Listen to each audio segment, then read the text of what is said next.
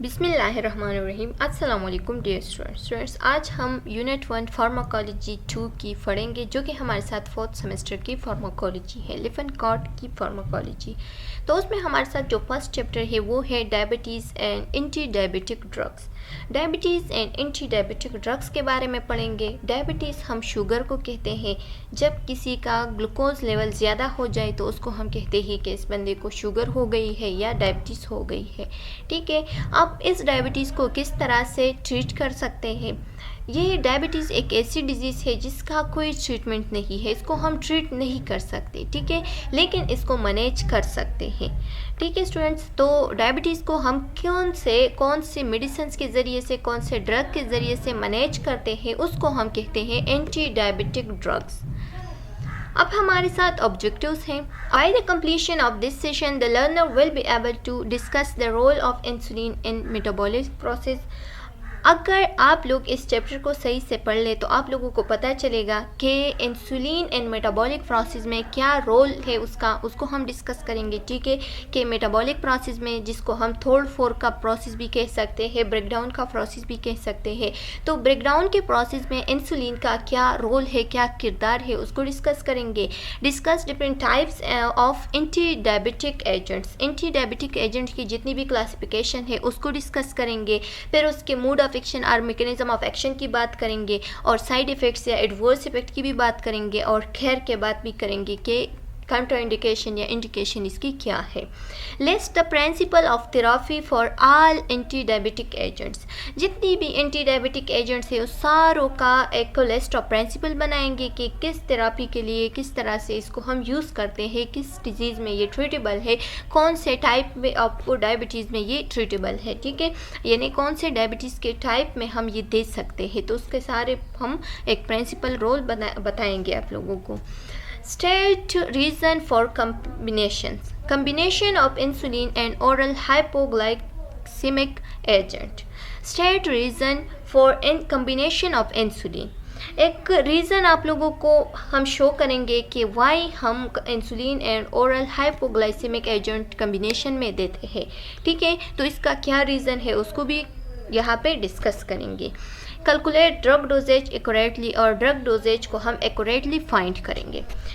तो ये स्टार्ट लेते हैं। स्टार्ट लेने से पहले आप लोगों से एक छोटा सा रिक्वेस्ट है कि हमारे चैनल लेक्चर्स बाय अनाया को सब्सक्राइब करें, कमेंट करें and press the bell icon, ताकि नेक्स्ट वीडियो का नोटिफिकेशन आप लोगों को बहुत जल्द मिल सके। Diabetes mellitus. स्टूडेंट्स, आप लोगों को बताती चलूँ कि डायबिटीज़ मेलाइटस हमारे साथ एक क्रोनिक मेटाबॉलिक डिसऑर्डर है। क्रोनिक मेटाबॉलिक डिसऑर्डर का ये मतलब है कि ये बहुत ज़्यादा टाइम लेता है, तकरीबन 10 to 15 ईयर्स जो है ना इसकी प्रोसेस चल जाती है। ठीक है, यानी 10 to 15 ईयर्स बंदे को क्या होती है, ये डायबिटीज़ हो जाती है, और लास्ट में इसकी ट्रीटमेंट नहीं होती, बल्कि जो पेशेंट है वो ज़्यादा सीरियस हो जाता है, और आखिर में इसकी जो लास्ट स्टेज होता है तो वो क्या होता है, डेथ होता है। मेटाबॉलिक डिसऑर्डर है। मेटाबॉलिक डिसऑर्डर का क्या मतलब है, जो ब्रेकडाउन ऑफ मॉलिक्यूल होती है, जो breakdown of food complex molecules होती है, उसको सिंपल मॉलिक्यूल में कन्वर्ट करना। जब उसकी जो प्रोसेस है वो फेल हो जाए तो उस दौरान हम कहते हैं कि इसको मेटाबॉलिक डिसऑर्डर हो गया है। स्टूडेंट्स, ये जो डायबिटीज़ मेलाइटस होती है तो ये किडनी पे इफ़ेक्ट कर देती है, आइज़ पे इफ़ेक्ट कर देती है, हार्ट प्रॉब्लम क्रिएट कर देती है। ज़्यादा से ज़्यादातर पेशेंट्स में ये एम्पुटेशन कर देती है, यानी जख्म बना देती है। ठीक है, और जहाँ पे भी जख्म लग जाता है तो वहाँ उस बॉडी के उस पार्ट को फिर काट दिया जाता है, क्योंकि वो फिर ठीक नहीं होता, फर्दर और भी ख़राब कर देती है बॉडी के पार्ट्स को। इसकी अगर साइन एंड सिम्टम को हम देख ले तो जिसको भी डायबिटीज़ हो तो उस पेशेंट को ज़्यादा से ज़्यादा प्यास लगेगी, ज़्यादा से ज़्यादा यूरिन फील होगी। ठीक है, यूरिनेशन ज़्यादा से ज़्यादा महसूस होगी। इसकी काजेज़ क्या हो सकती है। जनरली अगर काजेज़ की हम बात करें तो काजेज़ में हमारे साथ बहुत ज़्यादा काजेज़ आ सकते हैं। स्टूडेंट्स, आप लोगों ने रिमेंबर रखना है कि पास्ट पीपल जो थे, यानी जो पहले ज़माने के ओल्ड पीपल जो थे, यानी ओल्ड पीपल में ओल्ड ही क्या थे, जो ओल्ड काजेस है वो थे या रिस्क फैक्टर्स थे। तो ओल्ड रिस्क फैक्टर में हमारे साथ क्या आ सकते हैं, वायरस तो अभी भी है। ठीक है, एनवायरनमेंट काजेस, एनवायरमेंटल काजेस हो सकते हैं, जैसे कि उसका एनवायरनमेंट जो है ना वो बहुत टेंशन वाला हो तो पेशेंट को जल्दी से जल्दी डायबिटीज़ हो सकती है। टेंशन की वजह से, स्ट्रेस की वजह से डायबिटीज़ हो सकती है। जेनेटिक डिजीज़ है, जेनेटिक डिजीज़ की वजह से भी क्या हो सकती है, ज़्यादातर ये जो डायबिटीज़ होती है ये हमारे साथ एक जेनेटिक डिजीज़ होती है। यानी जब फैमिली में दादा, परदादा, माँ बाप किसी को भी डायबिटीज़ हो और बच्चे को भी हो जाए तो फिर हम कहते हैं कि ये हमारी जेनेटिकली प्रॉब्लम है, यानी जेनेटिक में है, हमारे परदादा को भी, दादा को भी, दादी को भी, और इसी तरह से पेशेंट को भी लग गई। ठीक है, तो ये जेनेटिक प्रॉब्लम भी हो सकती है। लेकिन ये जो जेनेटिक प्रॉब्लम है ये इस तरह से डायरेक्ट नहीं लगता। ये आप लोगों ने रिमेंबर रखना है कि जेनेटिक प्रॉब्लम जब एनवायरमेंटल प्रॉब्लम के साथ मिलकर कंबाइन हो जाता है तो उसकी रिस्क फैक्टर पे डायबिटीज़ निकलती है। ठीक है, आप लोगों ने याद रखना है कि जेनेटिक प्रॉब्लम डायरेक्ट नहीं लगता, बल्कि उसके साथ एनवायरमेंटल फैक्टर भी इंक्लूड हो जाते हैं और उसकी वजह से डायबिटीज़ रिजल्ट में आ जाती है। डायबिटीज़ एक ऐसी कंडीशन होता है जो कि नॉन ट्रीटेबल है, यानी इसकी क्योर नहीं है, बल्कि इसको हम मैनेज कर देते हैं। अगर हाइपरग्लाइसीमिया हो जाए तो इसको हम कम करेंगे, अगर हाइपोग्लाइसीमिया हो जाए तो उसको हम ज़्यादा करेंगे फिर। ठीक है, तो इसको हम मैनेज करते हैं, इसको हम ट्रीट नहीं कर सकते। स्टूडेंट्स, आपको बताती चलूँ कि ये किस तरह से होती हैं। तो अगर आप लोगों को पता है कि हमारी बॉडी में पेनक्रियास मौजूद होती हैं। पेनक्रियास एक डुअल ऑर्गन है। डुअल ऑर्गन का क्या मतलब है, इससे हार्मोन्स भी सिक्रीट होती है, इससे एंजाइम भी सिक्रीट होती है, ये डबल फंक्शन करता है। ये एंडोक्राइन भी है और एक्सोक्राइन भी है। अगर इसकी एंडोक्राइन की तरफ हम आ जाए तो एंडोक्राइन में ये हमारे साथ सिक्रीट करती है अल्फा सेल और बीटा सेल को। अल्फा सेल जो कि हमारे साथ बना देती है ग्लूकागॉन को, ठीक है, और बीटा सेल जो कि हमारे साथ बना देती है इंसुलिन को। अब इंसुलिन की तरफ हम बात करेंगे क्योंकि हम डिस्कस करते हैं डायबिटीज़ को। ये जो इंसुलिन होती है ये हमारे साथ डायबिटीज़ को या शुगर को या ग्लूकोज लेवल को जब हाइपरग्लाइसीमिया हो जाए तो उस दौरान इंसुलिन आके हाइपरग्लाइसीमिया को स्लो कर देती है, यानी उसको हाइपो कर देती है। सॉरी, हाइपो तो नहीं कर देती बल्कि मैनेज कर देती है, अपने नॉर्मल लेवल तक ले आती है। ठीक है, और ये जो ग्लूकागॉन है तो ग्लूकागॉन का फंक्शन ये है कि ये शुगर के लेवल को, ग्लूकोज के लेवल को बढ़ा देती है। तो जब ये दोनों कंबाइन हमारे जो पेनक्रियास से, उससे एंडोक्राइन सिस्टम की वजह से ये दोनों एक एट अ टाइम रिलीज हो जाती है, और ये जब सिक्रीट हो जाती है तो ये हमारे बॉडी के जितने भी ग्लूकोज का लेवल है, चाहे वो बढ़ गया हो या कम हो गया हो, उसको क्या कर देती है, मेंटेन रखती है, बैलेंस में रख देती है। अगर ये बैलेंस हमारे साथ खराब हो गया तो पेशेंट को डायबिटीज़ हो सकती है। स्लाइड की तरफ आते हैं कि स्लाइड में क्या लिखा है। Diabetes mellitus is a chronic metabolic disorder. ये हमारे साथ एक क्रॉनिक मेटाबॉलिक डिसऑर्डर है जो कि मैंने बताया, characterize by high blood glucose concentration, hyperglycaemia. जब किसी को ब्लड ग्लूकोज लेवल ज़्यादा हो जाए तो उसको हम हाइपरग्लाइसीमिया या डायबिटीज़ मेलाइटिस कह सकते हैं। Diabetes develop when the level of blood sugar increase due to insufficient और इनइफेक्टिव इंसुलिन। जब हमारे बॉडी का जो इंसुलिन है वो सही से काम नहीं करता हो, ठीक है, या वो इनसफिशिएंट हो जाए या इनइफेक्टिव हो जाए, इनसेंसिटिव हो जाए, यानी उसकी सेंसिटिविटी ख़त्म हो जाए या वो डिफिशिएंसी उसमें आ जाए, तो उसकी वजह से हमारे साथ जो ब्लड शुगर है वो डेवलप हो जाती है, यानी ब्लड की जो शुगर लेवल है वो इंक्रीज हो जाती है। Fasting plasma glucose of 126 mg। अगर आप लोग फास्टिंग प्लाज्मा ग्लूकोज देख ले, फास्टिंग का क्या मतलब है, जो सुबह सवेरे पेशेंट उठता है और वो जाके अपना ग्लूकोज लेवल चेक करता है नहार मुँह पे, तो उसको पता चलता है कि मेरा जो फास्टिंग ग्लूकोज लेवल है वो कितना है। अगर उसका 126 mg आ गया या 7.0 मिलीमोल, स्टूडेंट्स आप लोगों को बताती चलिए, आप लोगों ने ये पॉइंट रिमेंबर रखना है, इसको नोट कर ले क्योंकि ये MCQs में आ सकते हैं कि जो हमारे साथ स्टूडेंट्स ये जो 1 ml है mm है, यानी मिलीमोल्स है, तो 1 मिलीमोल जो है ना वो हमारे साथ 18 mg या 18 मिलीग्राम के बराबर होते हैं।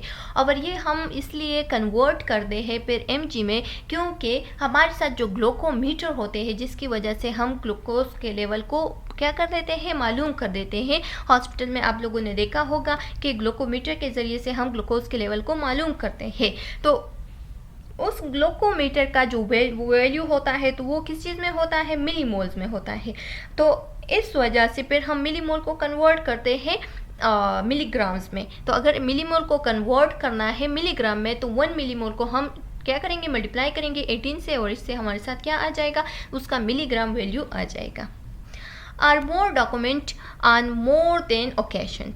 What is metabolic disorder. अब मेटाबॉलिक डिसऑर्डर क्या है, तो मैंने आप लोगों को बताया कि जब हमारा मेटाबॉलिक सिस्टम, जो कि मेटाबॉलिज्म प्रोसेस भी हम उसे कहते हैं, जो कि हमारे साथ कम्प्लेक्स मॉलिक्यूल की ब्रेकडाउन कर देती है सिंपल मॉलिक्यूल्स में, तो अगर वो फेल हो जाए तो उस दौरान हम कहते हैं कि क्या हो गया है, मेटाबॉलिक। मैंने आप लोगों को बताया कि मेटाबॉलिक डिसऑर्डर एक ऐसा डिसऑर्डर होता है जब हमारे बॉडी का कम्प्लेक्स मॉलिक्यूल सिंपल मॉलिक्यूल में कन्वर्ट नहीं होगा, उसकी ब्रेकडाउन नहीं होगी, तो उस दौरान जितनी भी डिसऑर्डर लगते हैं तो उसको हम कहते हैं मेटाबॉलिक डिसऑर्डर।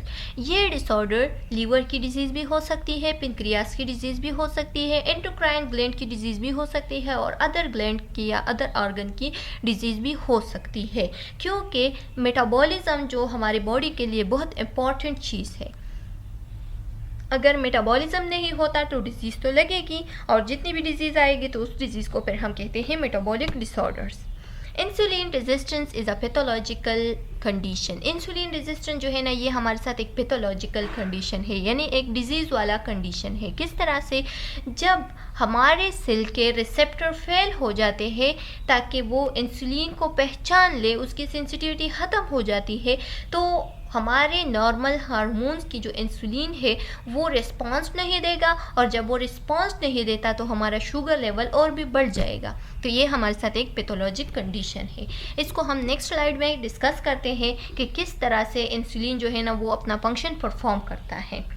स्टूडेंट्स, आप लोगों को एक इम्पॉर्टेंट पॉइंट बताती चलूँ, जो कि हमारे साथ क्या है कि डायबिटीज़ का जो जीन होता है वो क्रोमोसोम नंबर 11 पे मौजूद है। अगर ये जीन नॉर्मल शेप में रहा तो पेशेंट को कोई भी डायबिटीज़ की चांसेस नहीं है, कोई भी शुगर वगैरह नहीं हो सकता। लेकिन अगर इसने एबनॉर्मल शक्ल इख्तियार किया, इसमें म्यूटेशन आ गया, तो उस दौरान पेशेंट को शुगर हो सकती है, उस दौरान पेशेंट को ज़्यादा हाइपरग्लाइसीमिया हो सकती है। Types of diabetes. अब अगर डायबिटीज़ की टाइप्स की हम बात करें तो 3 टाइप्स है, लेकिन स्लाइड पे 2 टाइप्स दिए गए हैं। टाइप 1 डायबिटीज़ हम कौन से डायबिटीज़ को कहते हैं? स्टूडेंट्स, हमारे साथ जो बीटा सेल्स होते हैं, टाइप 1 डायबिटीज़ को हम क्या कह सकते हैं? IDDM भी कह सकते हैं, इंसुलिन डिपेंडेंट डायबिटीज़ मेलाइटिस भी कह सकते हैं, ठीक है। ये हमारे साथ इंसुलिन पे डिपेंड करता है, यानी इसमें इंसुलिन की ज़रूरत होती है। अगर बॉडी को इंसुलिन मिलेगा तो बॉडी की जो हाइपरग्लाइसीमिया है वो कन्वर्ट होगी, यानी दोबारा से अपने नॉर्मल रेंज में आ जाएगी। अगर बॉडी को इंसुलिन नहीं मिलेगा तो बॉडी के अपनी इंसुलिन जो है ना वो फंक्शन नहीं करता, वो डैमेज हो गया, उसकी डिस्ट्रक्शन हो गई है, और जब उसकी डिस्ट्रक्शन हो जाती है तो इंसुलिन की डिफिशिएंसी है बॉडी में, तो हमारी बॉडी का हाइपरग्लाइसीमिया लेवल और भी बढ़ जाएगा, लेकिन कम नहीं होगा। तो स्टूडेंट्स, इसमें ऐसा होता है कि हमारे बॉडी का जो हमने बताया कि एंडोक्राइन सेल्स में 2 टाइप ऑफ सेल्स होते हैं, एक है अल्फा सेल्स, एक है बीटा सेल्स। बीटा सेल्स जो कि इंसुलिन को क्या कर देती है, सिक्रीट कर देती है, और उसकी वजह से फिर जो ग्लूकोज लेवल है वो कम हो जाती है, ठीक है। तो इसमें ऐसा होता है डायबिटीज़ 1 में, यानी टाइप 1 डायबिटीज़ में ऐसा होता है कि जो बीटा सेल्स होते हैं वो उसकी डिस्ट्रक्शन हो जाती है, वो डैमेज हो जाते हैं। जब वो डैमेज हो जाते हैं यानी वो डिस्ट्रॉय हो जाते हैं, और जब वो डिस्ट्रॉय हो जाते हैं तो हमारा जो बॉडी है वो इंसुलिन पे अब डिपेंडेंट हो गया, यानी उसके लिए अब इंसुलिन की ज़रूरत पड़ेगी, क्योंकि बीटा सेल्स की वजह से इंसुलिन सिक्रीट होते थे, बीटा सेल्स डैमेज हो गए, ख़त्म हो गए, इंसुलिन सिक्रीट नहीं होगी, और जब इंसुलिन सिक्रीट नहीं होगी तो इंसुलिन की डिफिशिएंसी आएगी, और उस दौरान फिर हम पेशेंट को इंसुलिन लगाते हैं, जो कि आप लोग जानते होंगे कि यूनिट्स में आते हैं, तकरीबन 100 यूनिट्स तक होता है। नहीं स्टूडेंट्स, ये यूनिट्स में आते हैं, इसकी ज़्यादा यूनिट्स होते हैं, ये फिर मैं आप लोगों को बताऊंगी या कम्युनिटी में शेयर करूंगी, आप लोग फिर देख लेना, ठीक है। मैं अब भूल गई हूँ, लेकिन ये जो इंसुलिन होते हैं ये अपनी यूनिट्स में आते हैं, जिसका भी जितना ग्लूकोज लेवल ज़्यादा हो गया हो तो उसके मुताबिक हम इंसुलिन को फिर दे देते हैं, ठीक है।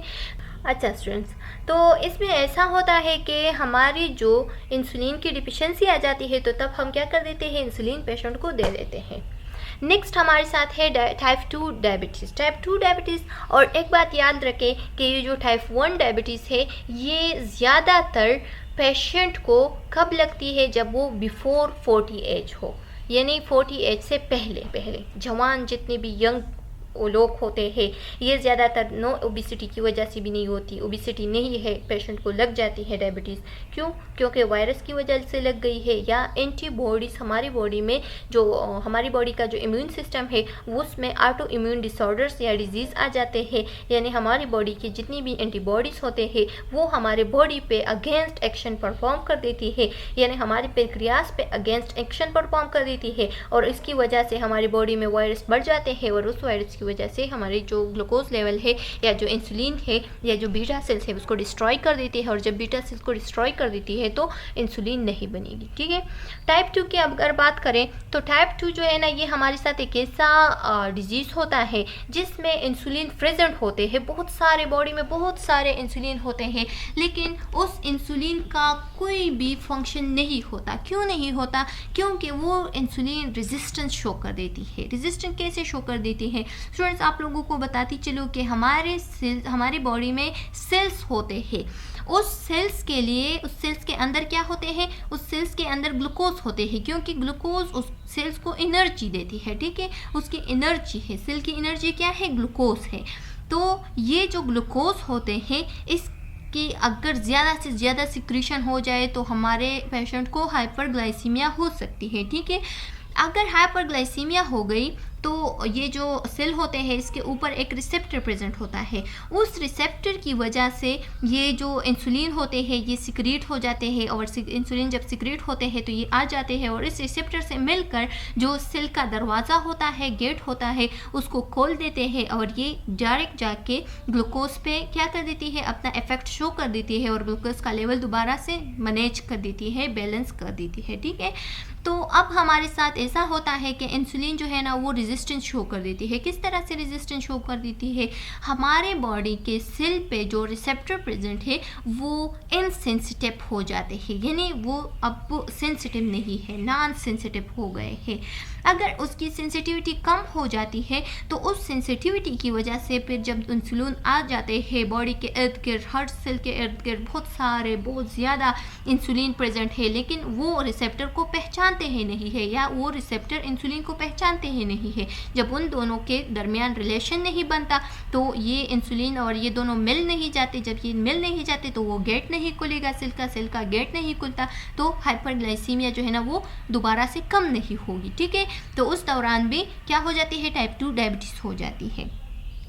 स्टूडेंट्स, ये जो टाइप 2 डायबिटीज़ है ये ज़्यादातर आफ्टर 40 ईयर हो जाती है, यानी जितनी भी बड़े बुज़ुर्ग होते हैं उनमें ज़्यादातर हो जाते हैं। ठीक है, तो आप लोग, और ये किस वजह से होती है? ज़्यादातर इसकी ज़्यादा से ज़्यादा रिस्क फैक्टर क्या है? फैट्स है।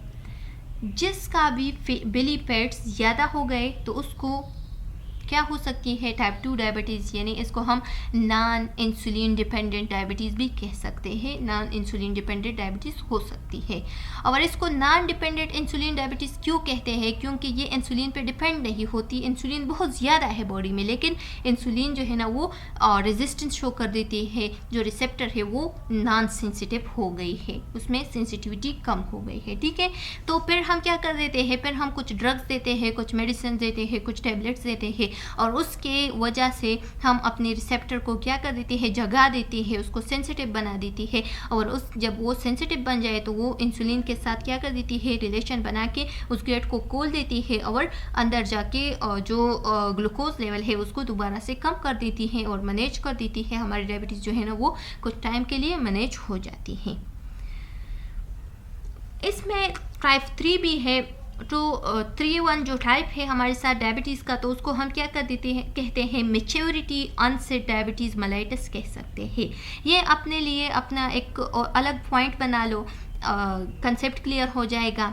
MCQs के लिए तो इम्पॉर्टेंट शायद नहीं है क्योंकि ये स्लाइड में मौजूद नहीं है, ठीक है, लेकिन फिर भी कंसेप्ट क्लियर कर लो कि ये जो थर्ड टाइप है इसको हम क्या कहते हैं, मैच्योरिटी ऑनसेट डायबिटीज़ मेलाइटिस कहते हैं। और ये ज़्यादातर जब टाइप 2 डायबिटीज़ यंग एज के लोगों में हो जाए तो उस दौरान हम कहते हैं कि इसको क्या हो गई है, यानी इंसुलिन की इनसेंसिटिविटी हो गई है या इंसुलिन रेजिस्टेंस शो करता है, रिसेप्टर की इनसेंसिटिविटी हो गई है।